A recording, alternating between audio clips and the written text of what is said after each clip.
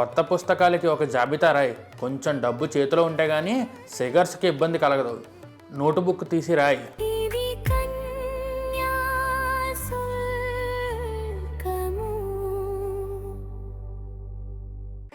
వ్యాసం ఇతిహాసం ప్రేక్షకులకి స్వాగతం. లాస్ట్ ఎపిసోడ్లో వెంకటేశం గిరీశాన్ని తన ఇంటికి రమ్మన్నాడు. మరి ఇప్పుడు గిరీశం ఏం చెప్తాడో చూద్దాం. చూసే ముందు అందరూ కూడా ఒకసారి ఆ సబ్స్క్రైబ్ బటన్ నొక్కి పెట్టేసుకోండి. సో డైలీ ఇలాంటి వీడియోస్ వస్తూనే ఉంటాయి. గిరీశం: ఆల్ రైట్, కానీ నాకు ఇక్కడ చాలా వ్యవహారములలో నష్టం వస్తుంది.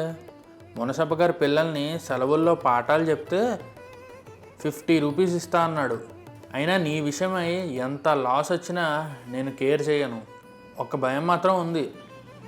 మీ వాళ్ళు బార్బేరస్ పీపుల్ కదా, నన్ను తిన్నగా ట్రీట్ చేస్తారో చేయరో. నీవు నన్ను గురించి మీ మదర్తో గట్టిగా రికమెండ్ చేయవలసి ఉంటుంది.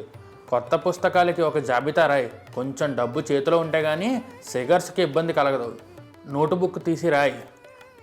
Royal leader, manual grammar, Ghosh geometry, boss algebra, Srinivas Iyer arithmetic, నల చరిత్ర, రాజశేఖర చరిత్ర, shepherd general English, Venkata Subbarao made easy.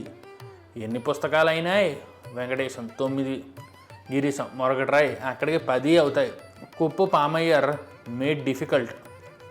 అక్కడికి చాలును. మీ వాళ్ళు కానీ ఇంగ్లీష్ మాట్లాడమన్నట్టయినా తణుకు బెణుకు లేకుండా పుస్తకాల్లో చదువుకున్న ముక్కలో జ్ఞాపకం ఉన్నంత వరకు యాకరు పెట్టు. నీ దగ్గర కాపర్స్ ఏమైనా ఉన్నాయా? నా దగ్గర కరెన్సీ నోట్లు ఉన్నవి కానీ మార్చలేదు. పదానాలు పెట్టి ఓ సేరు కాశీ మిఠాయి పట్టుకురా. రాత్రి మరి నేను భోజనం చేయను. మార్కెట్కి వెళ్ళి బండి కుదిర్చి దాని మీద నా ట్రావెలింగ్ ట్రంక్ వేసి మెట్టు దగ్గర బండి నిలబెట్టి ఇక్కడ ఉండు. కొన్ని రాచకార్యాలు చక్కబెట్టుకుని ఎంత రాత్రికైనా వచ్చి కలుసుకుంటాను. Go at once, my good boy. నువ్వు బుద్ధిగా ఉండి చెప్పిన మాటల్లా వింటూ ఉంటే నిన్ను సురేంద్రనాథ్ బెనర్జీ అంత గొప్పవాణ్ణి చేస్తాను.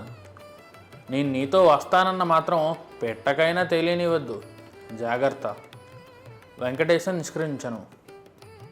సో ఇలా గిరీశం వెంకటేశం వాళ్ళ ఇంటికి ఉడాయించడానికి భలే ప్రయత్నం వేశాడనమాట.